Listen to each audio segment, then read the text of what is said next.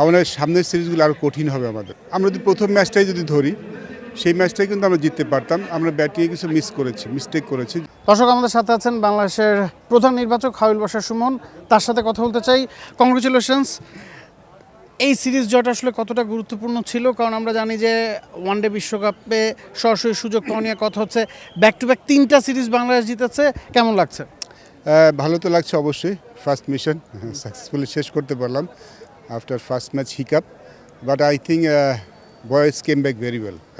সিরিজের প্রথম ম্যাচটা হেরে যাওয়ার পরে কিন্তু সবসময় একটু প্রেশার কাজ করে। আমরা we are under pressure. New Zealand team কিন্তু আমাদের ভালোই পরীক্ষা নিয়েছে। বাট আমার মনে হয় যে যখন কঠিন পরিস্থিতিতে ফিরে আসাটা খুব ইম্পর্টেন্ট।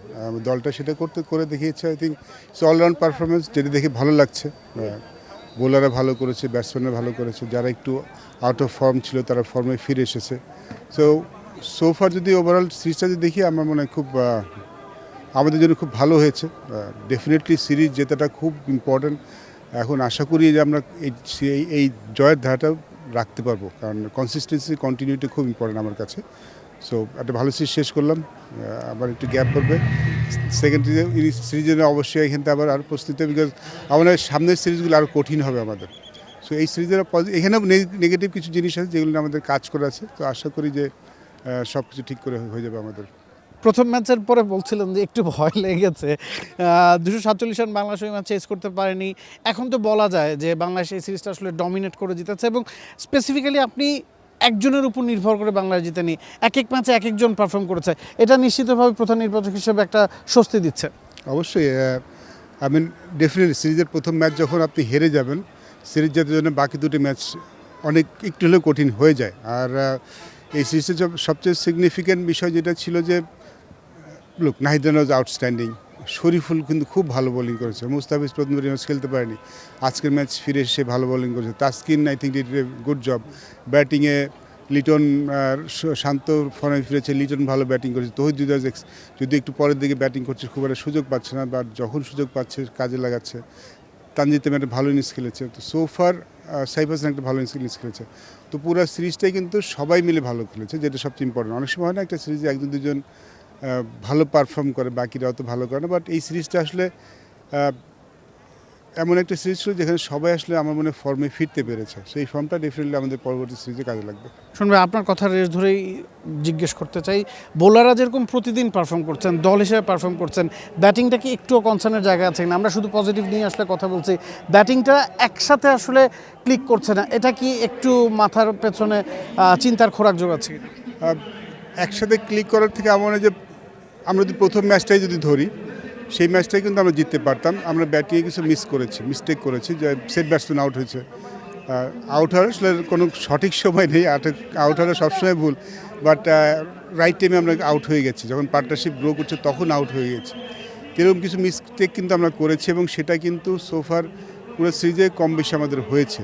আজকেও কিন্তু যখন ভালো যে অবস্থা দাঁড়িয়েছিলাম, আমরা কিন্তু উই শুড হ্যাভ স্কোর 280+। শুরুতে 3 উইকেট পড়ে যাওয়ার পরেও আমরা কিন্তু একটা ভালো পার্টনারশিপে এমন জায়গায় গিয়েছিলাম যেখানে আমরা 280+ করা উচিত ছিল, সেখানে মিস করেছি। So these are staff we need to look at, যেগুলো আমাদের আসলে পরবর্তী সিরিজে ঠিক করতে হবে। যেটা প্রথমে বলেছিলাম, দের লট অফ পজিটিভস, সাথে কিছু জায়গা যেখানে আমাদের উন্নতি করতে হবে। তো এই জিনিসগুলো আমাদের ঠিক করতে হবে, কারণ যদি আমি যেটা বললাম, সামনের সিরিজগুলো আমাদের আরও কঠিন হবে। সেখানে যদি আমরা জিততে চাই, এই ভুলগুলি করা যাবে। একেবারে শেষ প্রশ্ন ছোট্ট করে যদি জানতে চাই, যে আপনারা নতুন দুজনকে টি20 সিরিজে ডেকেছেন, সেটা নিয়ে অনেকেই বলছেন যে ইটস আ পজিটিভ মুভ। আমাদের পেস বোলিং ডিপার্টমেন্ট অনেক শক্ত, আরও দুজনকে ডাকা হয়েছে। কতটা আশাবাদী আসলে তাদের নিয়ে, রিপন মন্ডল এবং আব্দুল গাফর সাকলাইন? আশা তো তাদের নিয়ে আছি। অ্যাট দ্য সেম টাইম তাদেরকে আমি এটা বলতে চাই যে তাদের পাশে আমরা থাকবো। ভালো পারফরমেন্স, খারাপ পারফরমেন্স, যেটা তখন তারা যেহেতু সুযোগ পেয়েছে, তারা সুযোগ পাবে। কারণ আমার মনে সেটা খুব ইম্পর্টেন্ট। আমরা নতুন খেলোয়াড়কে নিয়ে এসে আসলে আমি প্রত্যাশার চাপটা আমি দিতে চাই না। আমি চাই না যে এই সিরিজের ওর বিরাট কিছু করে ফেলাক, এবার আমি চাই যে ওদের যে সেরা পারফরমেন্স সেটা ওরা করার চেষ্টা করে, না হলে কোনো সমস্যা নেই। থ্যাংক ইউ সুমন ভাই ফর জয়নিং আস। দর্শক, হাবিবুল বাশার সুমন ছিলেন প্রধান নির্বাচক। তিনি দায়িত্ব নেওয়ার পর প্রধান নির্বাচক হিসেবে প্রথম অ্যাসাইনমেন্টে বাংলাদেশ লেটার মার্কস পেয়েই পাশ করেছে। বলছেন যে পজিটিভ অনেক আছে, বোলাররা খুব ভালো পারফর্ম করেছেন, বোলাররা দল হিসেবে খেলছেন, ব্যাটিংয়ে কিছু ল্যাকিংস হয়তো রয়ে গেছে, একসাথে দল হয়তো ক্লিক করতে পারেনি, তবে এক একজন এক এক দিন পারফর্ম করছেন, যেটা তাদের জন্য গুড সাইন। এবং টি20 দল নিয়ে আসলে বলছিলেন যে নতুনদেরকে ডাকা হয়েছে, পরীক্ষিত অনেককেই বিশ্রাম দেওয়া হয়েছে, তবে তাদের উপর এখনই আসলে প্রেশারটা তিনি দিতে চান না, তাদেরকে লম্বা সময় সুযোগ দেওয়া হবে সেই প্রত্যাশা ব্যক্ত করলেন Habibul Bashar Suman. Nabil কাসার, T Sports. For more updates, subscribe to our YouTube channel and click on the bell icon.